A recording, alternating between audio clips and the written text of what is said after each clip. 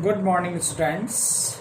As you know that in last week you had a mathematics test which was on Friday, and I hope that you would have done that paper very well. Now let us discuss that the answers of those that test. First of all, that is starting with the objective test. Let us discuss the answers of objective test first, right? So there were, as you know that there were 12 questions in objective type and which were of 1 marks each. The first question was number of proper set of a set containing 4 element is. तो आपके पास options थे 4 to the power 2 and 4 to the power 2 minus 1, 2 to the power 4 and 2 to the power 4 minus 1. But answer was 2 to the power 2 minus 1. That was the correct answer.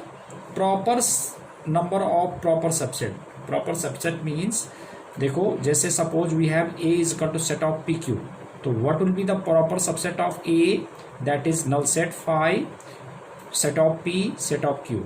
जबकि इसके total subset पूछते हैं तो set of P Q भी होता है, तब हमारे पास 2 to the power n होता है. But proper subsets are 2 to the power 2 minus 1, that is 3. तो correct answer was 2 to the power 2 minus 1. Right? It was the first question. And second question was for any two sets A and B, A intersection A union B. तो for any sets A intersection A union B, which is A, तो A was the correct answer, right? A intersection A union B. आपको पता है कि A union B में क्या होता है? A union B में suppose हमारे पास A is the set of elements 1 2 and B is the set of elements 2 3. ठीक है, तो what will be A union B? तो A union B हो जाएगा हमारे पास 1 2 3. ठीक है, अगर मैं A union B का A से इंटरसेक्शन करूँ, कॉमन एलिमेंट करूँगा, तो सेट ऑफ 1 2 आएगा, और सेट ऑफ 1 2 क्या था हमारे पास? A था. तो A intersection A union B is A. This was the correct answer A. Right. Sixth question was A complement union B complement minus A to the whole complement. इसका answer आपने निकालना था. तो डिवर्जेंस पहले हम देखो x minus y complement is equal to x complement minus y complement होता है, तो इसमें हमने ये लगाया. राइट. तो अब using De Morgan's law A complement union B complement is A intersection B complement and to the complement and minus A. तो A complement का complement क्या होता है? A ही होता है, तो A intersection B minus A complement. और अब A minus B, इसको हम A assume कर लेते हैं, इसको B कर लेते हैं, तो A minus B होता है A intersection B complement. तो A intersection complement of this, right? तो that is A intersection B intersection A. तो इसका कॉमन एलिमेंट देखो A इंटरसेक्शन B और इंटरसेक्शन A, इन दोनों में कॉमन क्या होगा? That is A. राइट. तो A was the correct answer. Right. Now seventh question was there. We had xy is such that xy belongs to W. Here W stands for, what is W? W stands for whole number and 2x plus y is equal to 8. तो question था range निकालना था. तो पहले आप इसको जो है रोस्टर फॉर्म में लिखेंगे कि होल नंबर है, तो जैसे आप 0 रखते हैं तो यहाँ पे 8 रखना पड़ेगा, तो 0 प्लस 8 इज इक्वल टू 8 आ जाएगा. फिर यहाँ पर 1 रखेंगे तो यहाँ 6 रखना पड़ेगा, तो 1 6 2 4 3 2 4 0. ये आपका जो है रोस्टर फॉर्म आ गया इसका. बट आपको रेंज निकालना, तो रेंज कौन से होते हैं? जो बाद वाले एलिमेंट होते हैं वो रेंज होते हैं. ठीक है, तो बाद वाले एलिमेंट में कितना हो गया? 0 नहीं, what was we have to go domain, sorry, this was domain.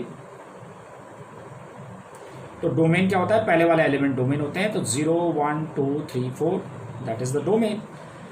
Question number 8, we had A is equal to set of 1 2 3 4 5 6 and xy is such that xy belongs to A and x divides y.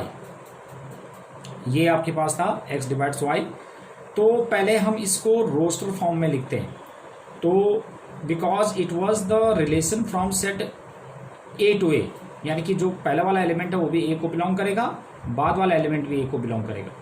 तो देखिए 1 1 मतलब जब बाद वाला, देखो इसमें क्या है कि x divides y, that means y is exactly divisible by x, तो 1 1 हो जाएगा, 1 2 हो जाएगा। देखो इसमें y is exactly divisible by x, 1 3 1 4 1 5 1 6 2 2 2 4 2 6, फिर 3 वाले एलिमेंट में क्या आ जाएगा 3 3 और 3 6 आ जाएगा, 4 वाले में 4 4 और आगे कुछ नहीं है इसके साथ, एंड 6 वाले के साथ 6 6। तो that was the roster form. And इसमें रेंज निकालना था, तो रेंज मतलब बाद वाले एलिमेंट, तो बाद वाला एलिमेंट क्या है 1 2 3 4 5 6, ये बाद वाले एलिमेंट देखो 1 2 3 4 5 6 हैं सभी में, तो दैट इज द रेंज।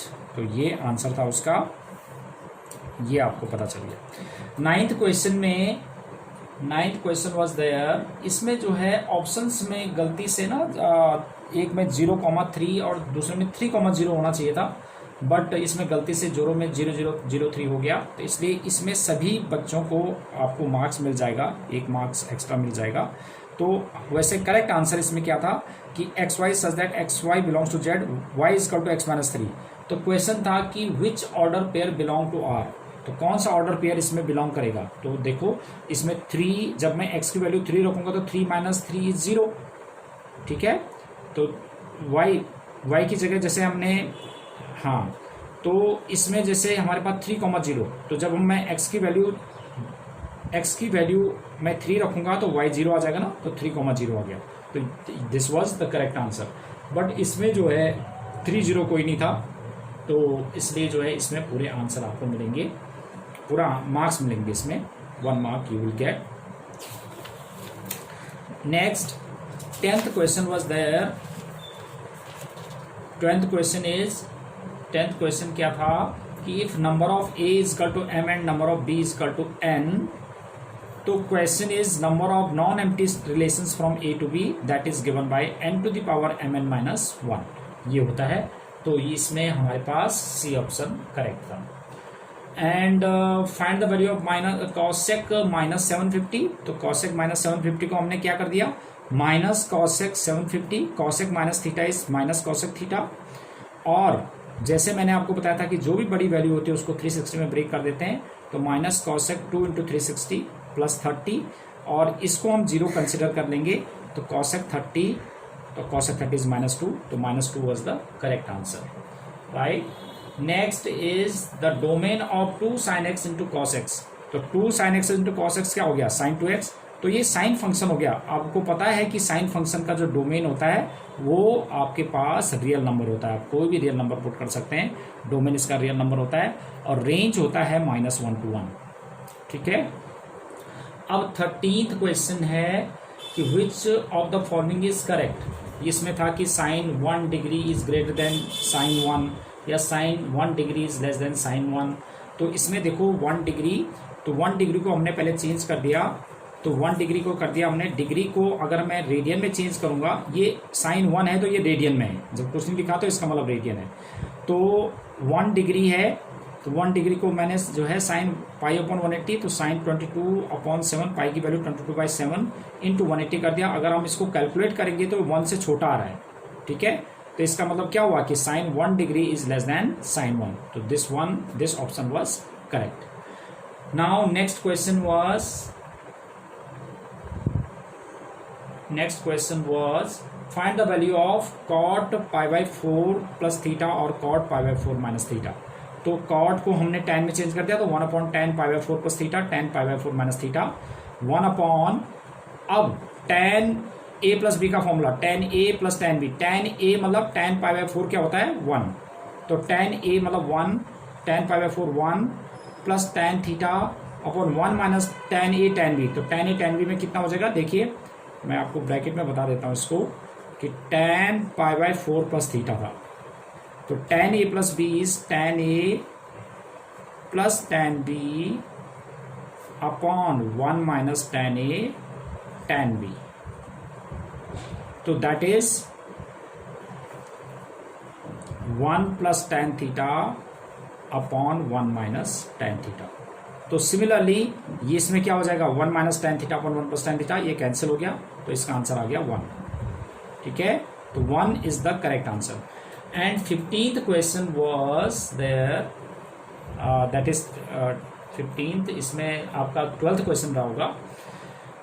तो set A is 1 5 and B is 3 9. तो what is A minus B? A minus B का मतलब होता है कि those element of A which are not in B, जो बी के अंदर नहीं है. तो 1 5 का मतलब क्या हुआ कि 1 और 5 के बीच के सारे रियल नंबर, तो इसमें 1 इंक्लूडेड है. तो दोज एलिमेंट ऑफ, अब इसमें 3 इंक्लूडेड है, तो 3 से जो छोटे नंबर्स होंगे वो सारे ए माइनस बी के एलिमेंट होंगे. तो 1 तो हमारे पास इसमें जो है ऑलरेडी इंक्लूडेड है, तो 1 2 3 होगा. बट इसमें 3 इंक्लूडेड है तो क्या हो जाएगा, इसमें एक्सक्लूडेड हो जाएगा. ठीक है, तो 1 2 3. तो this was last option, D option was correct. ठीक है, तो this was the discussion of objective type test. ठीक है, तो आप जो है अपना आपको पता चल गया होगा कि कहाँ कहाँ आपके मार्क्स कटे हैं. Now we have subjective type test. ये मैंने आपको पूरा मार्किंग स्कीम है इसके अंदर सब्जेक्टिव टाइप में, जिसमें जैसे हमारे पास ये लिखा हुआ था कि एक्स वाई सच दैट, ये हमने डोमेन और रेंज निकालना था इसमें. तो डोमेन -5 to 5 है, रेंज ये है, इसमें 1 मार्क का ये था. जब मैं x की वैल्यू इसमें -5 पुट करूंगा तो y कितना आ जाएगा, -5 और +7, तो -10 + 7 तो -3 हो जाएगा. तो इसकी रेंज -3, और जब मैं 5 रखूंगा इसमें, 5 2 10 + 7 17, तो -3 to 17 इसका रेंज हो जाएगा. ठीक है, नेक्स्ट था हमारे पास कि find the domain and range, find the domain and range, define the signum function, also find its domain range and draw the graph. तो देखो इसमें ये सिग्नम फंक्शन का क्या फॉर्मूला होता है, नहीं क्या डेफिनेशन है कि f is such that from real to real number f of x is equal to -1 if x is less than 0, 0 if x is equal to 0, or 1 if x is greater than 0. तो this kind of function is signum function. ठीक है, तो ये half marks का था. इसका आपने अगर ग्राफ प्लॉट किया तो ग्राफ में ध्यान रखना है कि x is equal to 0 पे तो 0 ही था, और जब x की value greater than less than 0 था तो तब -1 था. तो लेस देन 0 मतलब इधर को आ गया, जैसे -1 -2 -3 -4, और इधर को 1 2 3 4. एक्स की वैल्यू लेस देन 0 है, तो इसमें वैल्यू कितनी थी, 1 ही थी इसमें, -1, तो -1 ऐसे जाएगा. बट इसमें जो है 0 इंक्लूडेड नहीं है, तो इसको आप जो है इसको डार्क नहीं करेंगे. ऐसे ही when x is greater than 0, तो आंसर था 1. तो x इज ग्रेटर देन 0 में, x इज ग्रेटर देन 0 बोला 1 2 3 4, 1 2 3 4, तो इधर को जो राइट साइड को जो जाएगा तो उस पर आंसर था 1. तो ये सब में उसका आंसर 1 ही है. जैसे 1 पे भी होगा तो 1 ही होगा, 2 पे होगा तो 1 ही होगा, 3 पे 1 ही होगा, 4 पे 1 ही होगा. तो इस तरह से ग्राफ बन जाएगा.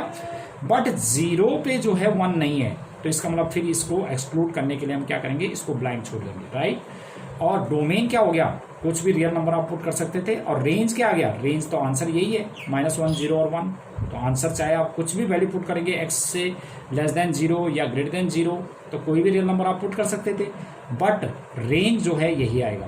तो दिस वाज रेंज. तो हाफ मार्क्स के ये हैं.